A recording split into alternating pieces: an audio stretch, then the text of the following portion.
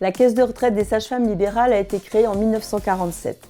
Les sages-femmes libérales des années 80-90 assuraient souvent cette fonction en complément d'une autre. Il s'agissait rarement d'un travail à plein temps.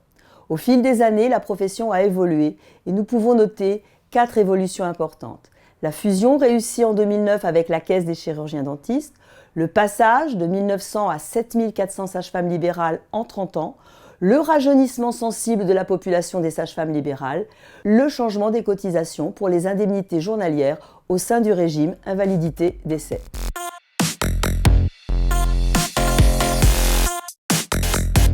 Nous étions une petite caisse et nous avions donc peu de moyens. Il était nécessaire pour nous de nous moderniser. Le gouvernement nous imposait de nouvelles mesures et nous avions besoin d'inclure des logiciels indispensables. La fusion avec les chirurgiens-dentistes était alors une évidence. Nous avons pu partager les frais et cela s'est fait en grande intelligence.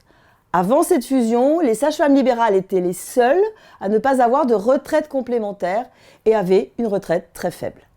La mutualisation de moyens, de personnes et de compétences a permis cette avancée et cette revalorisation des revenus des retraités.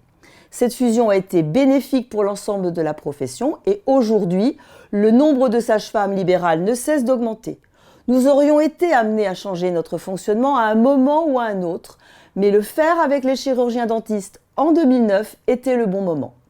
Nous envisageons l'avenir sereinement, surtout que le nombre de sages-femmes libérales va continuer d'augmenter.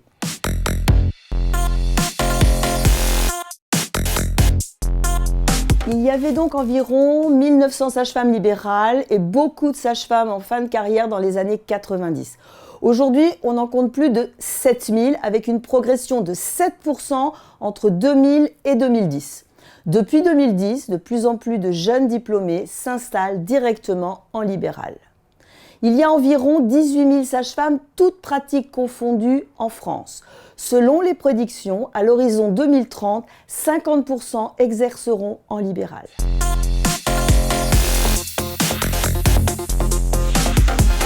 Celui des indemnités journalières. En effet, après le 90e jour d'arrêt, il y a des indemnités journalières payées par la caisse de retraite. Jusqu'en 2021, il y avait 3 classes, A, B et C. Au démarrage de leur activité et l'heure de leur inscription à la caisse de retraite, les sages-femmes étaient automatiquement inscrites en classe A. Cela correspondait à une indemnité journalière de 14,90 € par jour.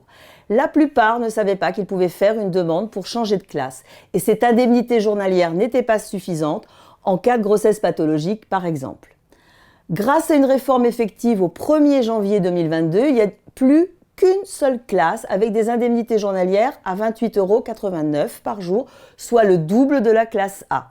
Nous aimerions augmenter encore ces indemnités journalières et nous le ferons dès que les finances nous le permettront.